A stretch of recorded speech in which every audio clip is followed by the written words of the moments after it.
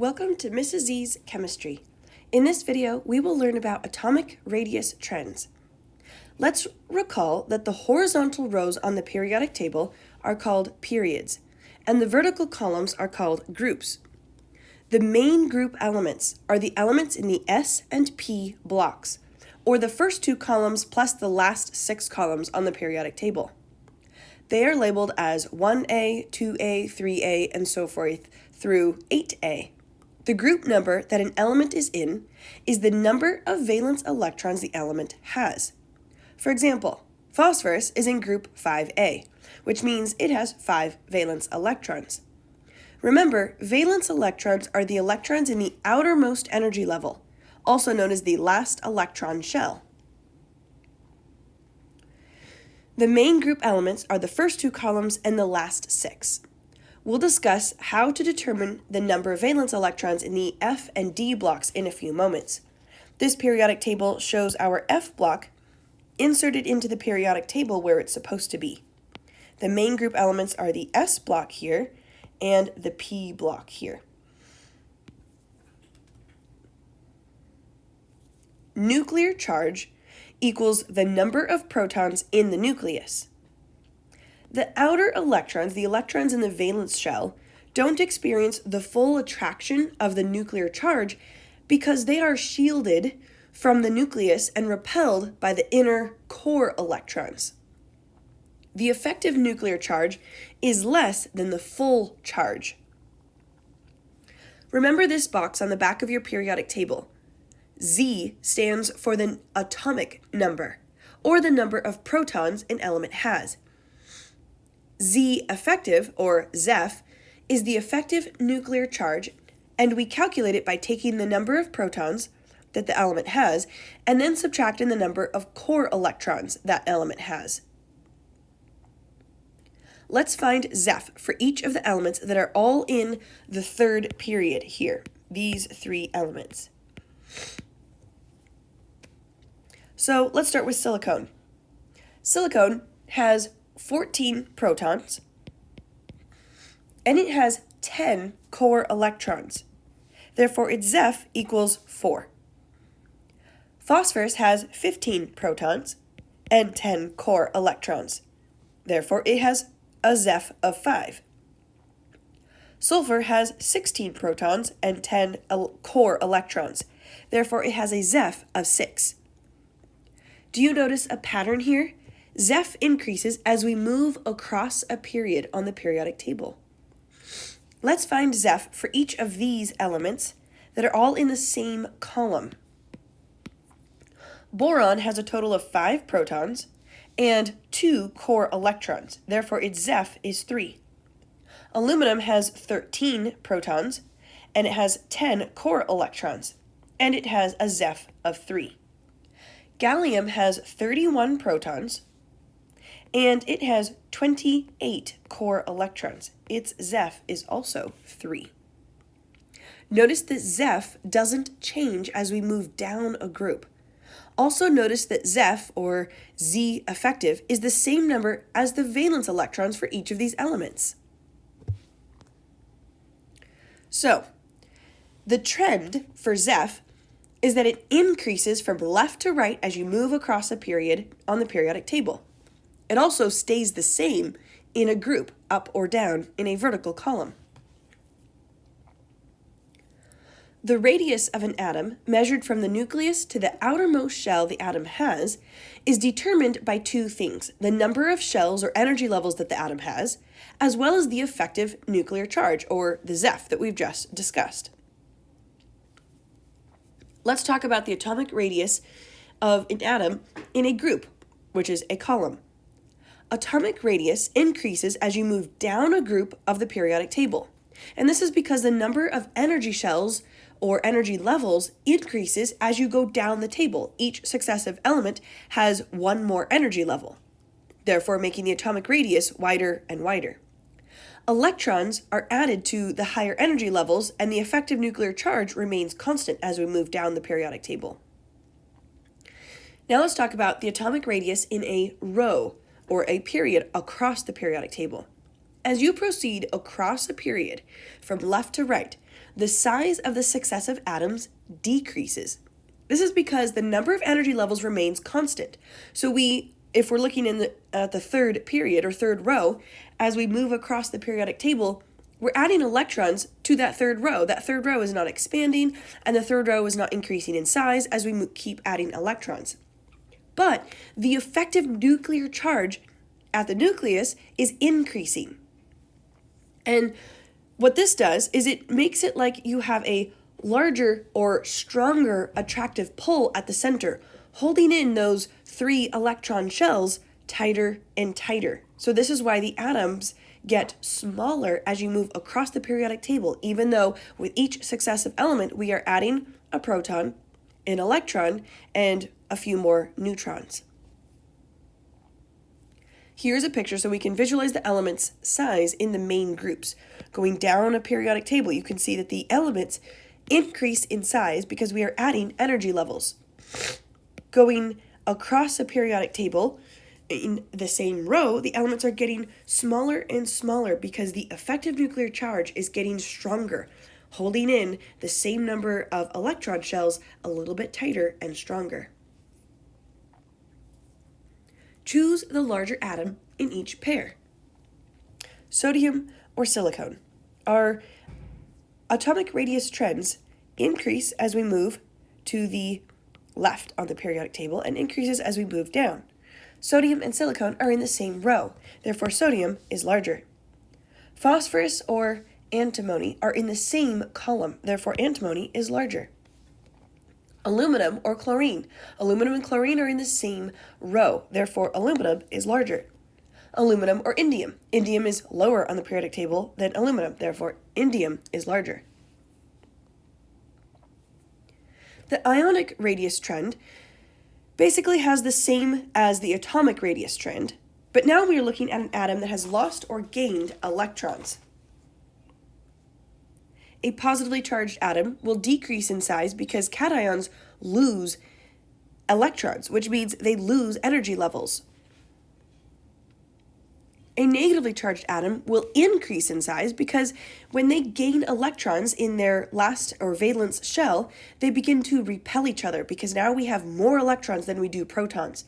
The repulsions from the electrons expand that outer shell, causing the anion to be a little larger than its neutral or parent atom.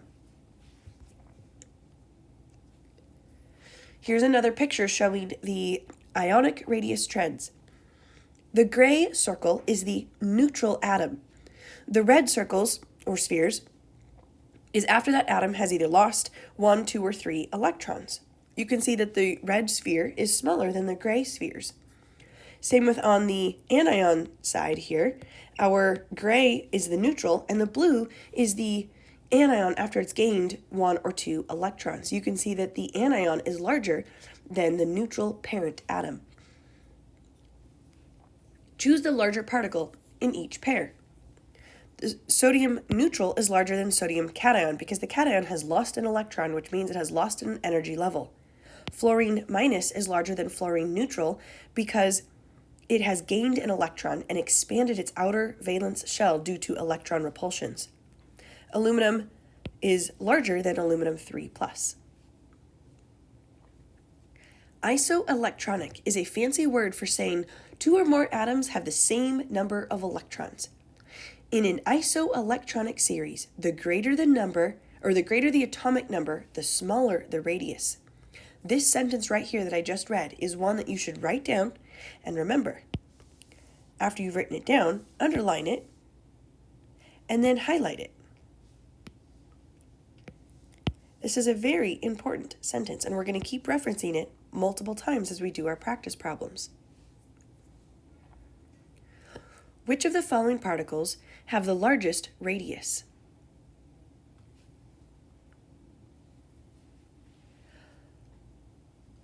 Well, these atoms are in an isoelectronic series.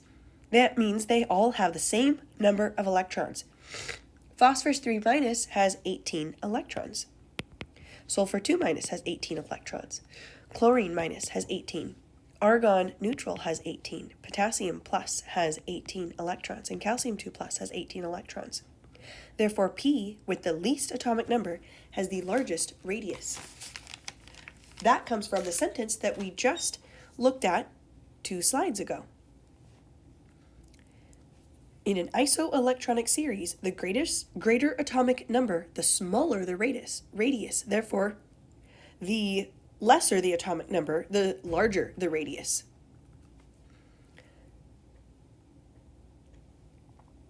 So, if we want to arrange these in order of increasing atomic radius, we'll start with the one with the greatest atomic number, which would be calcium 2 plus. And then potassium ion is a little bit larger, and then argon, and then chlorine minus, and then sulfur 2 minus, and then phosphorus 3 minus. Let's look at valence electrons. Remember, valence electrons is any electron in the outer shell, the highest energy level.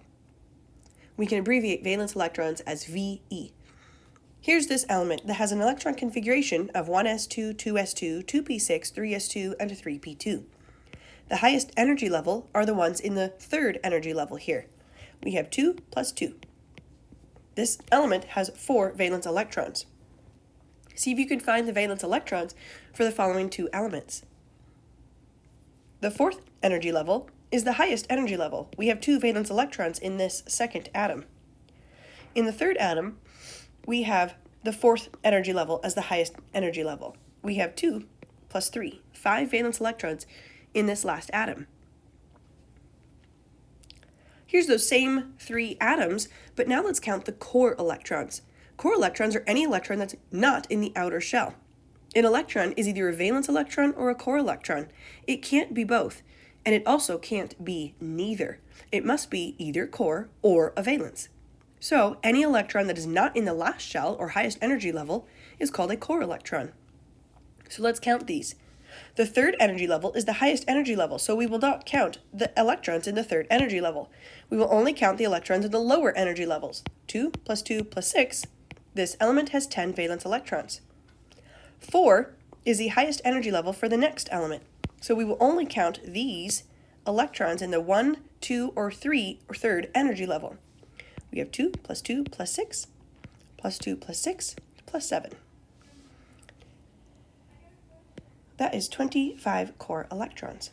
In the last element, we have the fourth energy level is the highest energy level, so we won't count those electrons. We will only count these electrons. We have 28 core electrons. Find the valence electrons for each of the following elements. Sodium is in the first column on the periodic table, therefore it has 1 valence electron. Find the valence number of electrons for each of these following elements. Oxygen 6, carbon 4, nitrogen 5, potassium 1, selenium 6, iron only 2 because even though it's in its last subshell would be 3d6 in an electron configuration, there are also 4s2 electrons. So we are not going to count the 3d6 electrons because they are lower in energy than the 4s2. Only the 4s electrons are valence for a d block element. Zirconium also only has 2 valence electrons for the same reason. Now find Zeph, or Z effective, for the following elements. Remember that Zeph and the number of valence electrons are the same number. They have a different concept, of course, but they are in fact the same number for an individual element. Lithium is in the first column, therefore it has a Zeph of 1. Silicon 4, fluorine 7, chlorine 7, magnesium 2, boron is 3, sulfur 6, phosphorus 5.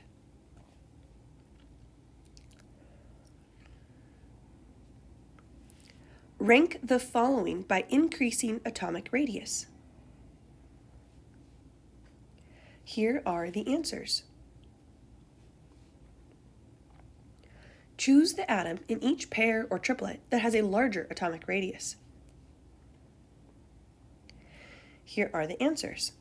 For atoms that seem to contradict both trends, the up-down trend or the right-left trend, to make things simple, follow the up-down rule first. Looking at the example between oxygen, fluorine, and hydrogen, because hydrogen is one row above oxygen and fluorine, we'll say that it is automatically smaller than oxygen and fluorine. There are actually many different exceptions to this rule, but that would require more complicated concepts than what we can discuss in this course. For now, follow the up-down rule first, then look to the horizontal trend for atomic radius. Choose the atom or ion in each pair or triplet that has a smaller atomic radius. Here are the answers. Remember the line from a few slides ago that I said to write down and highlight? It was this line. In an isoelectronic series, the greater the atomic number, the smaller the radius. So for example, oxygen and fluorine each have the same number of electrons. Right here, oxygen 2- has 10 electrons, fluorine 1- has 10 electrons. Oxygen has an atomic number of 8, fluorine with an atomic number of 9. In an isoelectronic series, which these two are isoelectronic, the greater the atomic number, fluorine, has the smaller radius. Rank this isoelectronic series in order of decreasing radius. So start with the largest radius and move down to the smallest. Remember, in an isoelectronic series, the greater the atomic number, the smaller the radius. And here is the answer.